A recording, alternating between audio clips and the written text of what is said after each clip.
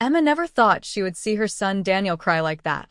She had seen him fall off his bike when he was 7, scrape his knee, and try to act tough while holding back tears. She had seen him struggle with middle school homework, gritting his teeth in frustration until she sat beside him with a calm voice. She had even seen him lose his beloved dog, Max, at 14, and though his eyes had watered, he tried to keep his grief private, hiding in his room. But this was different. This wasn't a scraped knee or homework or even the pain of losing a pet. This was heartbreak, the kind that reached deeper than skin, deeper than bone. Daniel had always been a quiet soul, thoughtful and reserved, with a way of watching the world as if it carried secrets only he could hear. At 18, he had found his first love, a girl named Lily, whose laughter had filled their house during dinners, whose smile had drawn Daniel out of his shyness. Emma had liked Lily. She had seen the way her son's eyes lit up when she walked into a room, the way his voice grew stronger when she encouraged him. For months, Emma thought Lily might be the beginning of something beautiful for him. But then one rainy Thursday afternoon, Lily came over, her face pale, her hands restless. Emma had been in the kitchen preparing dinner when she heard the low voices drifting from the living room. Daniel's voice had cracked in a way that made Emma's heart tighten. By the time she walked in, Lily was gone. The front door stood half open, the air cold and damp from the rain, and Daniel was sitting on the couch staring blankly, his hands limp at his sides. "She left," he whispered when Emma asked what had happened. Just 2 words, but they carried the weight of everything that broke inside him. In the days that followed, Daniel shut himself away. His once light footsteps up and down the stairs grew heavy, dragging. His laughter, which used to echo faintly from his room when he played guitar, was gone. He barely ate, pushing his food around the plate, his eyes clouded with something Emma recognized all too well, pain he didn't know how to carry. Emma had been a mother long enough to know that love was never just about providing meals or keeping the lights on. Love was about showing up when the world tried to tear you down. And so she showed up in every way she could think of. She knocked softly on his door at night, just to let him know she was there. "I made hot cocoa," she'd say, leaving a mug outside even if he didn't open it.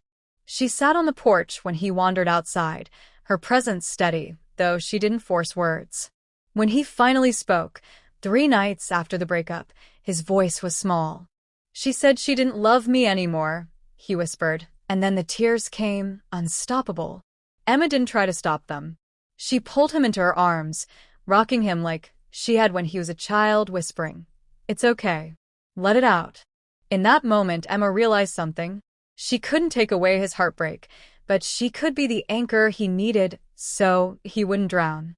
Over the weeks that followed, Emma decided she wouldn't just be a bystander to her son's healing, she would be his partner in it. She encouraged him to write in a journal, telling him that putting words to feelings was sometimes the first step toward understanding them. She signed them up for a weekend hike, reminding him that the world was bigger than one heartbreak. At first, Daniel resisted, trudging behind her with his head pulled up, but then he began to look at the trees, to breathe the fresh air, to notice that the world still moved even when his heart felt stuck. One afternoon, Emma found him in the garage with his guitar.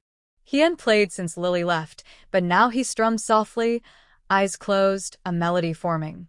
Emma leaned against the doorframe, not saying anything, just listening. When he opened his eyes and saw her, he almost looked embarrassed, but she smiled. "That's beautiful," she said, and something flickered in his eyes, something like hope. Emma knew healing wasn't a straight path. There were days he still came home from school and went straight to his room. Days when she heard him crying softly through the walls. But there were also days he laughed at a movie with her, or talked about college plans, or played guitar without prompting. Each small step was a victory, and Emma cherished them all. Months later, when Emma least expected it, Lily showed up again. She appeared at the cafe, where Emma sometimes stopped for coffee. Lily looked different, tired, guilty, her usual brightness dimmed. She hesitated before approaching Emma's table. "Mrs. Carter," Lily began softly. "Can I talk to you?" Emma studied her for a moment. A part of her bristled, protective of her son. But another part, the part that knew life was complicated, nodded. They talked. Lily explained that she had been overwhelmed, scared of commitment, unsure of herself. She admitted she still cared for Daniel, but didn't know how to face him after the way she had left. Emma listened, then said gently, "You broke his heart. I don't know if he's ready to see you. But I'll tell you this, if you really care, you'll give him the space to decide if he wants you back in his life. It's his choice now, not yours." When Emma told Daniel later that evening, his face was unreadable. He sat quietly, then finally said, "I don't know if I can trust her again." "You don't have to decide now," Emma said, resting her hand on his.